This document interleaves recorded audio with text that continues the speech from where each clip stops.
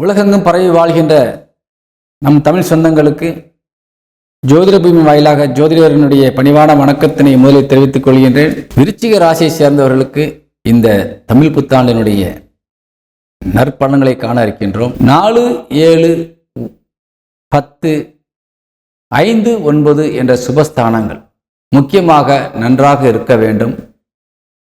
உங்கள் ராசிக்கு 5ஆம் வீடு என்பது மிகுந்த சுப வீடு.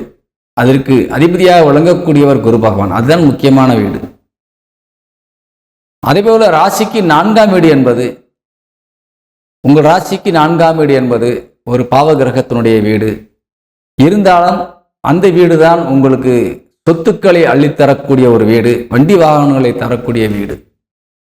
அந்த வீட்டிற்கு அதிபதியாக விளங்கக்கூடியவர் ஆட்சி பலம் அடைந்த நிலையிலே உங்களுக்கு இந்த ஆண்டு பிறந்திருக்கின்றது. மிகுந்த சுப வீடான 5ஆம் வீட்டிற்கு அதிபதியாக விளங்கக்கூடியவர் குரு பகவான் உங்கள் ராசியை பார்க்கின்ற நிலையிலே இந்த ஆண்டு பிறந்திருக்கின்றது.